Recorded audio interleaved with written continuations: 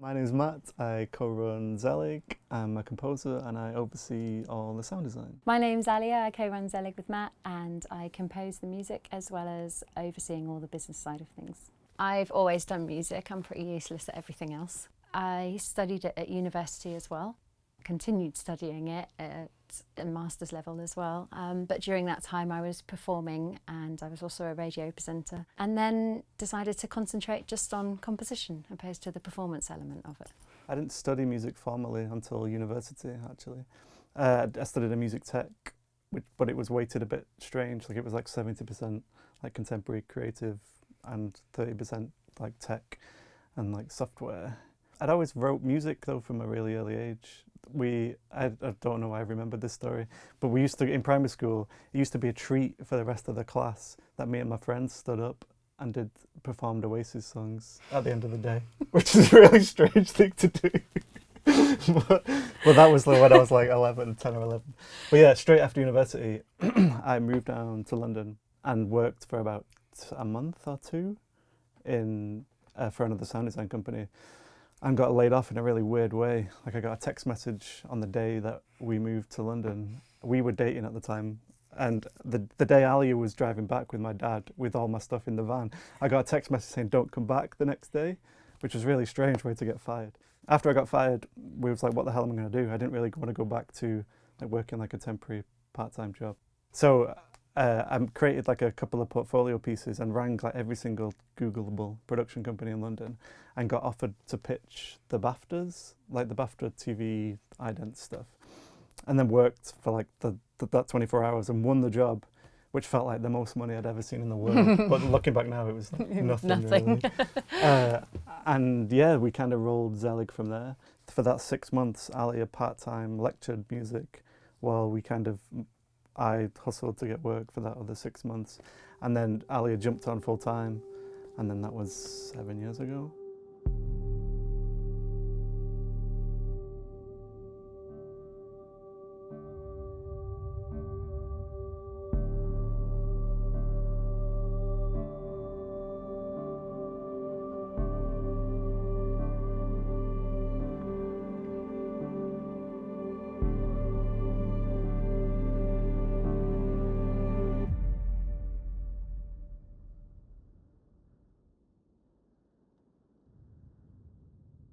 Basically, what our trajectory has been, we were doing similar projects that we were doing all the time, but they've gradually got bigger and bigger companies and bigger budgets more like bigger media buys, above the line stuff. Like it just bigger, basically. Well, it tends to be a case if I take the producer role and sort out deadlines, finances, all that type of thing, and then Matt will start discussing the creative with them. We then work out who's going to do which part of it and then crack on with the creative. Yeah, like if you want like a step-by-step for how we deal with the client, it's usually they'll approach us saying they want to work for us for whatever reason. They've seen something that we've done or they just like generally our style.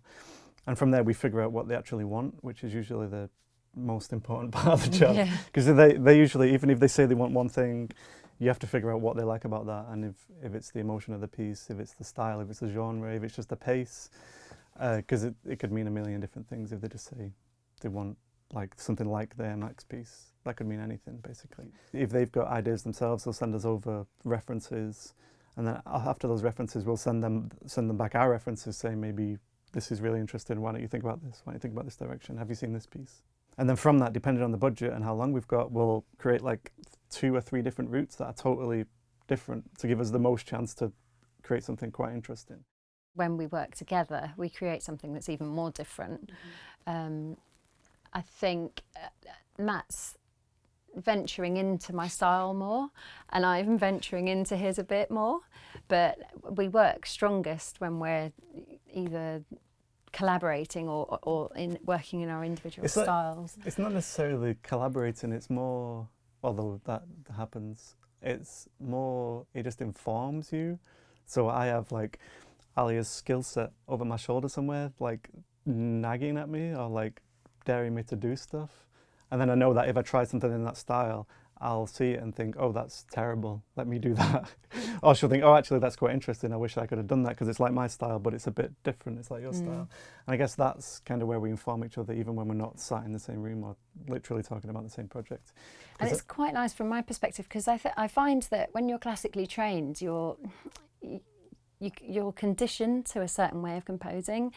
So it's been really good working alongside Matt, because he composes in such a different way.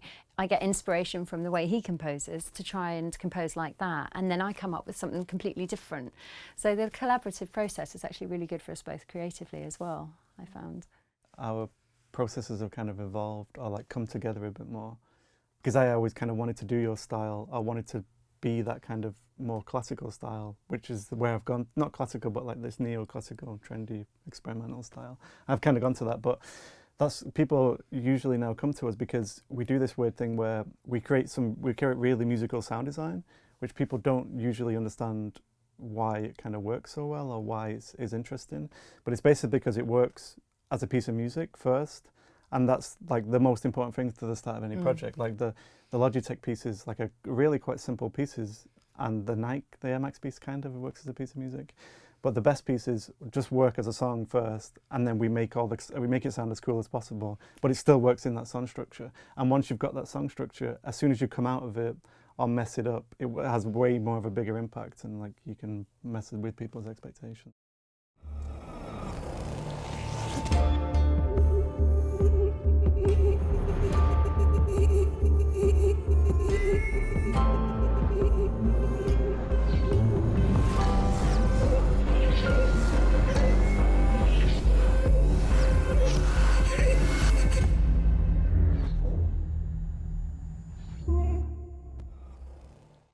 It's kind of weird, like any kind of like studio or music proverbs or sound proverbs have never really applied to us. But I think that's because we literally done everything ourselves. Like even to the point where when I say me, that's in inverted commas because I just watched. But my brother and my dad built this whole studio. And it's not even, like they're not builders, basically. They build rally cars. But just like we've like bootstrapped everything ourselves, like basically. And I still kind of feel like we feel like a bit of an outsider, I guess, because of that. Because we've never like known people to ask for advice in that sense, or done things, or followed someone else's trajectory. Obviously, we're aware of everyone else, but yeah, I think that's maybe why we've done okay. Because, I don't know, we have like limitless expectations because we don't really know what's going on in kind of like the nice naive way where we think, oh, that is possible because no one said. We haven't seen anyone not do it. All the stuff that goes on behind the scenes when you're running a business, that is something you have to learn. And I have to admit, I've felt like there's been various things and I've felt, oh my goodness, I really should be doing a business course or something to be dealing with this, because it's a minefield out there. That side of it has been a steep learning curve. But obviously it's a bit more complicated when you start employing people and you have accountants and you make more money and you have like bigger overheads, it gets more complicated. But fundamentally, the decisions are kind of common sense. Like, don't get a massive studio if you can't afford it. If you can't afford it, don't hire loads of people. Like, that's why we've probably outgrown this place, because we've waited probably a year or two more. So, and like when we talk about expansion, because obviously people do expand and bring on people, and we've always remained a very small outfit. But probably just we worked more. That's we worked. The way we expanded. But expansion probably scares us a bit, doesn't it? Because that means it depends. We can't control everything. But it's tricky as well, because we have aspirations in Zelig, but then I also want to concentrate on my own music, and it's a tricky balance to know then when do you hire and when do you relinquish control, or when do you trust people enough to do that. Because I think with us, we're running Zelig and we see that as a long-term thing, but we're also trying to pursue... You're trying to be rock stars as well. He's trying to be a rock star. We're trying to pursue our own sort of composer careers as well. There's not like one path that we're heading down. We're going down lots of different paths. Yeah, still feel like we're just making it up completely. Yeah, basically, So, work-life balance. Well, the guy in the coffee shop called me a workaholic the other day. That's true. And when that happens, when I only, like, someone you don't know is saying that. So So we are both workaholics. Obviously now I've got a young family. I Aliah's got can't the best be, and I'm excuse not to really work. struggling with that. It's so hard. It's so hard because I want to be a workaholic, but obviously you've got little children to look after. You have to look after them as well, so you have to try and fit it in. I kind of realised a few years ago though that you have to kind of force yourself to do things. Like I play basketball twice a week, and which forces me to. I have to make sure that I do that every single week. Yeah, and that's really good for you. Like I swim and do other like things that force me to make sure I don't have to work for that period of time.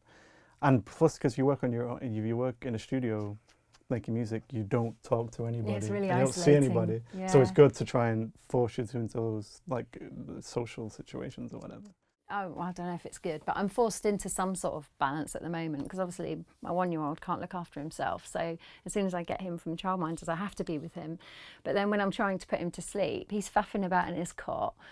And I'm there on my phone emailing and I'm on Slack chatting to Matt and Connor because he's faffing. I'm like, I ain't got time for this. So it's multitasking. And there's literally photos of when he was first born. He's asleep on me there and I'm on my laptop emailing clients and stuff.